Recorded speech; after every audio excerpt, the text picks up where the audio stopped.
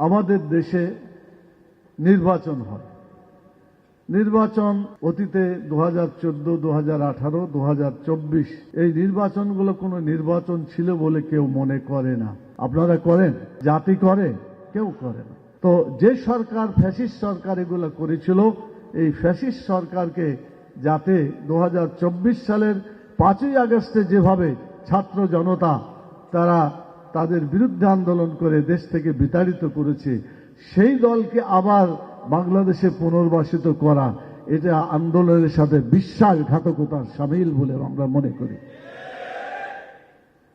অতএব গোটা জাতির স্পন্দন বুঝেই দেশটাকে পরিচালনা করা উচিত বলে আমরা মনে করছি। সম্মানিত ভাইয়েরা,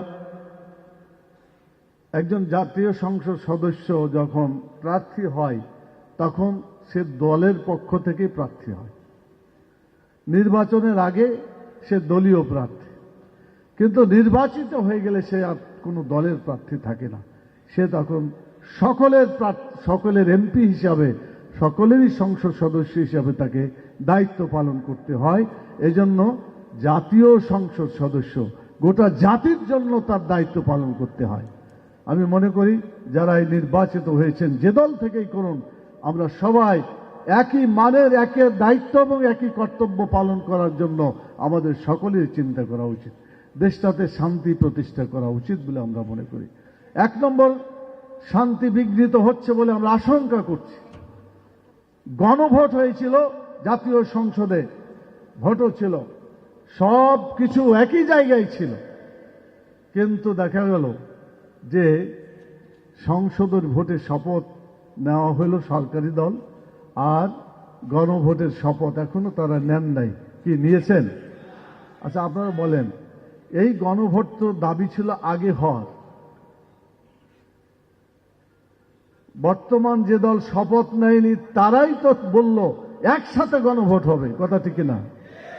তাদের প্রস্তাবকৃত গণভোট আজকে তারা সেখান থেকে সরে যায়, তাদের কথা থেকে তারা সরে যাচ্ছে বলে মনে হয়। আমি এই শব্দ উচ্চারণ করতে চাচ্ছি না, আমাদের সম্পর্ক ভালো হোক এটাই আমরা মনে করি। কথা এবং কাজে মিল হচ্ছে না।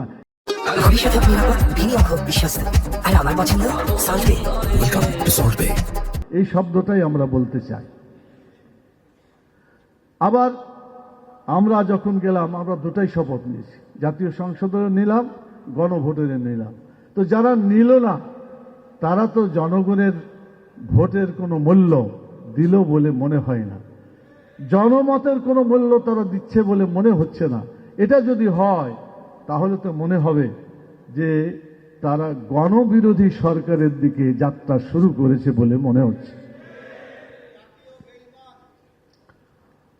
আমি আরেকটা কথা বলতে চাই, সম্প্রতি বিভিন্ন এগুলা সাংবিধানিক একটা কাঠামো এবং এটা নীতি দেওয়া আছে।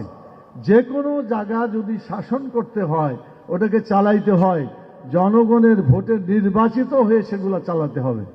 এই যে আমাদের মহানগরীগুলোতে হঠাৎ করে কি নিয়োগ করা হয়েছে, কি নিয়োগ করা হয়েছে বলেন? এগুলা করার কথা ছিল ভোটের মাধ্যমে, ঠিক কিনা বলেন? তো যারা ভোটকে বাদ দিয়া নিজের মতো করে কাজ করতে চায়, তারা গণতন্ত্রে বিশ্বাস করে বলে মনে হয়? আমরা বলবো বর্তমান সরকারকে যারা আছেন, আমরা ধন্যবাদ জানাই যে একই সাথে আমরা লড়াই করেছি অতীতে এবং একই সাথে অনেক দূর পার হয়েছি।